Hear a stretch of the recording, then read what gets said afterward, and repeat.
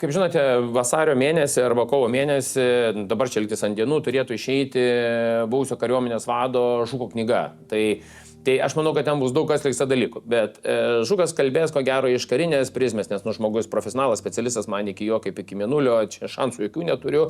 Bet aš žiūriu iš politinės prizmės. Tai susitikimo metu didžioji dalis žmonių sako, va, jūs ten vatnikai, kremliniai, ten Nemuno aušra, ten tokie šiokie ne. Ir aš užduodu labai klausimą, kaip salę visą nuraminu. Gal galit pasakyti, kokia politinė partija yra didžiausia patriotai Lietuvoje, žinai? Nu ir ten žmonės sako, konservatoriai, žinai, ten liberalų sąjūdis, žinai. Nu ir sakau, gerai, sakau, viskas tvarkoj, sakau. O kokia politinė partija mažiausiai gynybai skiria pinigų?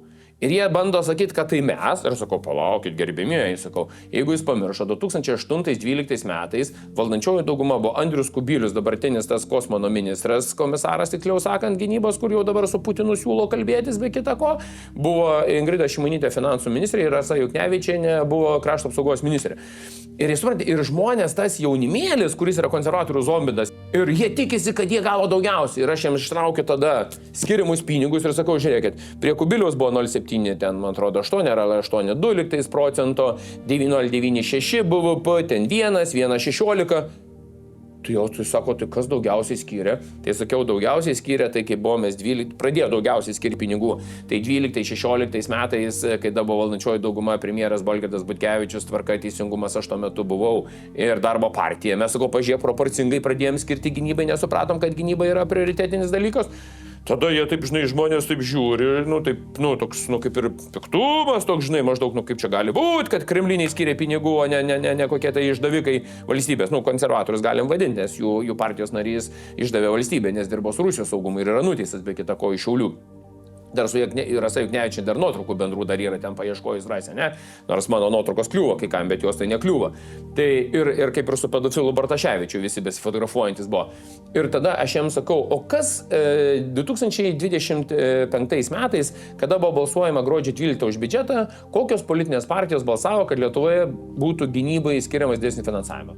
Nu ir ten, žinai, vienareikšmiškai konservatoriai, liberalai, jūs čia šiukšlės maždaug esat. Ir aš tada ant planšetės arba ant scenos jiems parodau. Nei vienas konservatoris, nei vienas vardan Lietuvos, nei vienas liberalų sąjūdietis.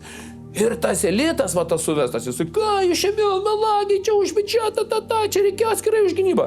Sakau, palauk, sakau, Lietuvoje yra 3 biudžetai. Yra sveikatos draudimo, sodros ir nacionalinis. Nu, sako, taip. Sakau, tai kaip aš galiu išimti gynybos biudžetą, gynybai skirti be nacionalinio, be gyventojų pajamų mokesčio, be pelno mokesčio, be pridėtinės vertės, tugi negali. Ir tu supranti, kad ten susirinkusi minė yra, neraštingi. Negali sakyti, jie neraštingi yra, bet jie yra tokie, trumpametražiai. Jie yra tik toko žiūrėtojai, kurie žiūri 30 sekundžių, ką pasako koks nors ten nacistas. Ir jie pagal tą nacistą tiki. Ir kai tu sudedi visas tas dėlionės ir tą žemėlapį, tu jiem parodai, jie tada, tu sako, jūs norit pasakyti, sako, jums irgi rūpi gynyba? Sakau, tai skirk dalyką nuo kalbėjimo ir nuo veiksmų ir koks yra valstybės saugumo užtikrinimas. Tai aš manau, kad kariuomenės vadas Žukas apie tai turėtų skirti labai daug dėmesio, kad kokie politikai imitavo rūpybą, kad jiem rūpi labai kariuomenė, kurie politikai rūpinosi moderniom technologijom, o kurie rūpinasi tik poligonais.